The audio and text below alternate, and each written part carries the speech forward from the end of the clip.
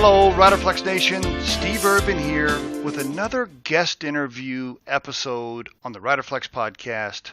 Today, some clips from a great conversation I had with my good friend Tom Regan. He's the president of a very popular and highly successful cannabis company in Denver called Mindful. If you've wondered what it's like to work inside the cannabis industry, how to interview for jobs within that industry, or transition into it, this is definitely the podcast topic for you. In addition, Tom gives some great career and life coaching that I think you'll find very useful and refreshing. Tom called in for this recording, so please forgive us for the audio as it's not perfect, but still very, very entertaining. And as a quick reminder, if you enjoy our podcast, please remember to subscribe to our channel and like the episodes. And now, a clip from my conversation with Tom Regan. You know, so many people want to enter the cannabis industry, or they think they do. And you've been very successful in your transition into that industry. What advice would you give an executive, or I guess for that matter, any position, any level, what advice would you give to folks thinking about crossing over into cannabis? Yeah, that's a great question, Stephen. And we need more people doing it. The advice I'd give folks is just because it's cannabis, it's not some magical realm where things are different. What I call the physics of business, or the laws of business, still apply. If you spend more than you bring in, you're in a deficit and a loss. If you make more than you spend, you're in a profit. Right. If you measure things and drive a business discipline, you're going to be successful 9 times out of 10. If you don't, you're not 9 times out of 10. Right. And I think folks looking to make that transition, what I would say is don't change or alter what you're doing now, or even your resume or your presentation for the cannabis space. What I would say is look at the cannabis space and bring your skill set to it, and ask the question, after a little research of the space, what can I do in this industry from my background and my experience that would be valuable? Mm-hmm. And I think there's a lot of things. I mean, there's a need for, traditional roles like human resources and sales and marketing. Finance, marketing, operations. If you run, everyone gets they gravitate to the cultivation centers because it's the beautiful pictures of the green sea and all that. But our Joliet facility, which is our extraction facility, has 25,000 square feet, and it's a manufacturing facility. Mm-hmm. So I think a lot of the skills that people have that they've built, no matter where they are in their career, whether they're just starting out or they're an executive at the executive level 20 plus years or 15 plus years, those skills are still applicable, and actually the industry is starving for people like that can bring a diverse background in from other industries, whether it's food or an engineering background, and apply it to the industry. Mm-hmm. What I hear you saying there is don't forget it's a real business. It's a regular business, and it has an income statement and so forth, just like all the rest of the businesses out there. And you have to treat it the same. It's just no different. I hear you saying that loud and clear. Absolutely, yes, yeah. And I think a lot of people enter the industry and say, "Geez, there's something different about it." And there is. It's more quite frankly, it's more highly regulated and requires more discipline than most businesses. And right. I think people lose sight of that. Right. What's been the biggest challenges so far for you personally entering the industry over the last few years? And I know that you've been on this extreme travel schedule, and I know that's definitely affected you. Maybe that, and what are some other just huge challenges you faced, or that you and your family faced over the last few years? Because you were one of those early executives that was brave enough to enter the industry when a lot of people weren't, and I really admire that about you. Yeah. So what were some of those biggest hurdles? Yeah, well, just on that point, one of the things I worried about 4 years ago, and I think it's changed, and hopefully your listeners agree, and I know you do, is I was worried. I had a high-tech software company that I was a founder of. I had friends still at Cisco. I was a director at Cisco. And I was worried that if I go do this and work in the cannabis space, I won't be able to go back to high tech. Mm-hmm. So that was an early personal challenge for me that I had to get over. I had to, from a personal perspective, I had to get my family over it. When I started, my 14-year-old was 10 and my 21-year-old was 17, and then I had two girls in between that age. And my big fear was, how would this affect them? How would this affect my family? And right. I think that stigmatism, or I'm using the wrong stigma, stigmatism is an I think, stigma of that has been dispelled. I think it's still out there, but that was a personal challenge of, how do I talk to my children and their friends and my friends about this, and then also professionally. Personal challenge has been, you mentioned the travel, right. But also separating the work from the personal space. This building an early stage company is really, really hard in any industry. Right. Doing it in a highly regulated one where you don't have a lot of professional skill sets built up. Like in high tech, we had a ton of people. There were electrical. The industry had built up a foundation of professionalism and professionals that had worked in the industry generation after generation. This was the first generation of people that had worked in the legal cannabis space, and there wasn't a ton of people that you could just go pluck from other companies. Like in high tech, if we needed an electrical engineer, there were hundreds of thousands of them around the world, maybe millions. We could just go find one, and there's been a whole discipline built up, and education has been formed to create that skill set. It didn't exist, and it still doesn't in the cannabis space. Mm-hmm. So building a core of professional people that had done this before didn't exist. It's being created now, and I think for your listeners, anyone that would want to take a risk and jump in, I think they're still in the pioneering stage, and it's very exciting. It's a once-in-a-lifetime opportunity.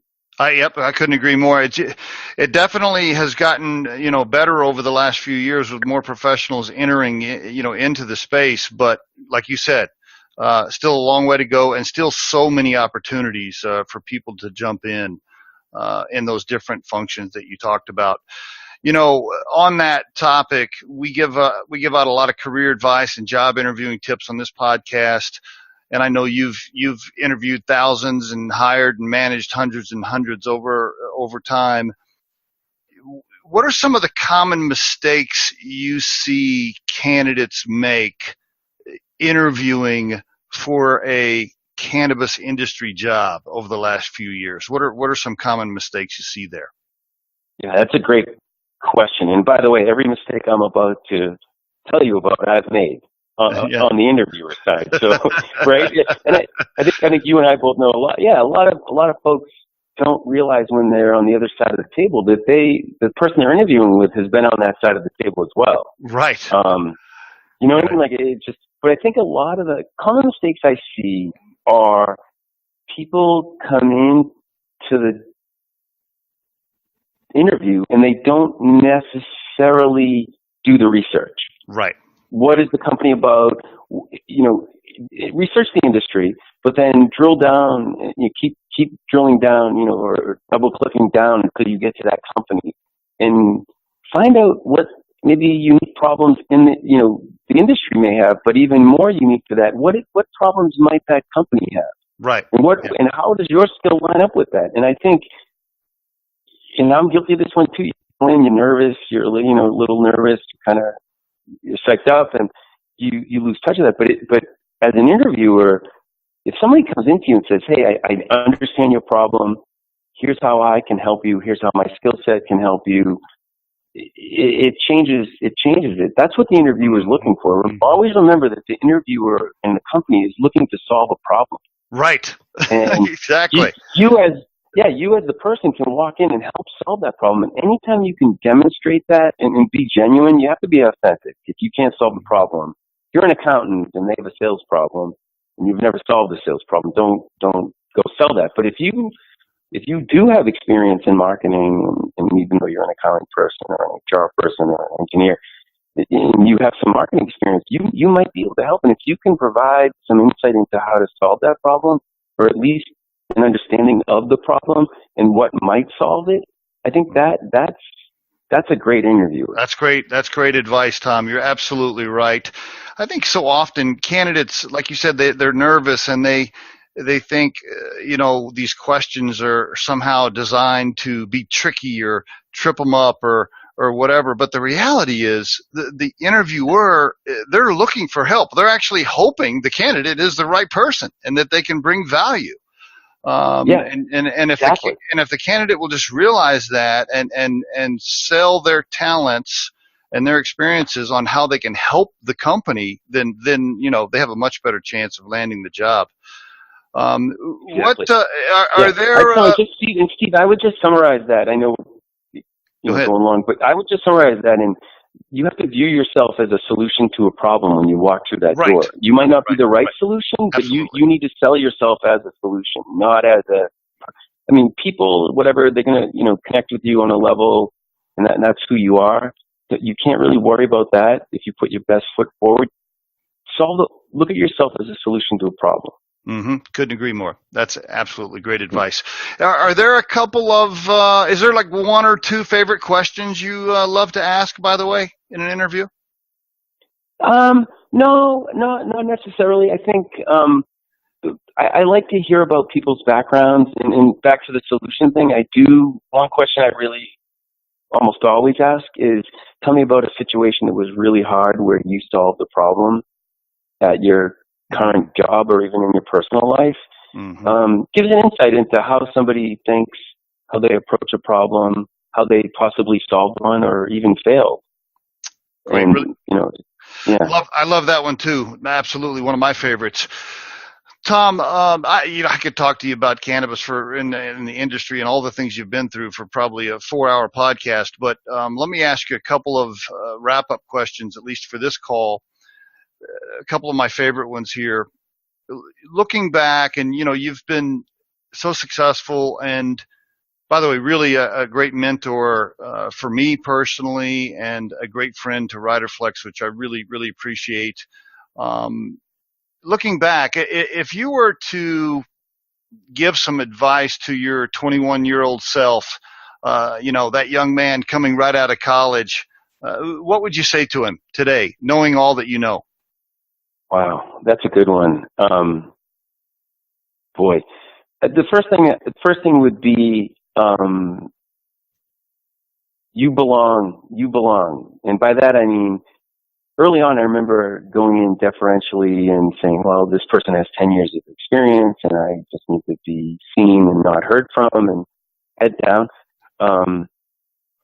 So first thing would be, you belong. Have the confidence that you're in that company, you're there to contribute, you're part of the solution, have the confidence to contribute. That's good. Second thing, yes. Yeah, that one I wish I knew. And it came as a revelation once. I was at a table when I was in my late 20s and with a bunch of folks that were high up in the company I was at. And I was like, wow, they're not much smarter at all than me, if they even are. And it's not that I'm a smart guy, right? It's not that I'm a smart guy. It's just, that was number one. And then the second thing would be, take a deep breath and look around. Just knocking off tasks is not the way to be successful. It certainly helps if you can execute, and it's very important to be able to knock off tasks, but it can't be just about tasks. Take a deep breath and say, okay, how am I adding value? Back to that value thing that I keep bringing up. How am I adding value? Is it strategic? And is it differentiating me in my career from what other people are contributing? I think early on in your career, and I know you and I have talked about it, Steve, you get in there and you just start knocking things off and working 100 hours. There's nothing wrong with that. That will differentiate you. That will, and you should do that. But also take a deep breath and step back and think a little strategically and say, okay, how is this building me to my next job, to the job 5 years from now? How is that building that resume? And then to the word job, I use the word job, but frankly, the third piece of advice I would give myself is you work for yourself. A lot of employers don't necessarily like to hear this, but you are a company of one. If you don't have a job, you're out of business. That's true. And you need to, I want employees to think like that. A lot of big companies may or may not. I want people that think like they're the owner. And if you're the owner of, Urban Inc. or Regan Inc., you take a different approach, and you have to also serve the company you're at, because that's your only customer. But you should serve that only customer with everything you've got and treat it as if it's your business as well. So you're your own business, but you're also there to serve your biggest customer. And I think, if I had had that mentality, I might have looked at it differently. The word entrepreneur gets thrown around a lot today, and I'm about to use it as well. But you're an entrepreneur of your own. You're the founder of your own company. Yes, you have a job, but don't view it as a job. View it as you're a consultant, and you need to every day. You need to go in and provide maximum value to that single big customer you have. And I think that ownership mentality, Steve, is what I'm getting at. And I really think that if people took an ownership mentality, a lot of things would clarify, and I think it would give the 21-year-old me a lot more purpose and confidence to go forward and serve that company. That's really great coaching, Tom. Excellent stuff right there. Thank you so much for sharing that. Final question. If somebody said, "Hey, Tom, what's your core purpose in life?" But I kind of pushed you beyond tying it to family, because I already know family's, your core purpose, right?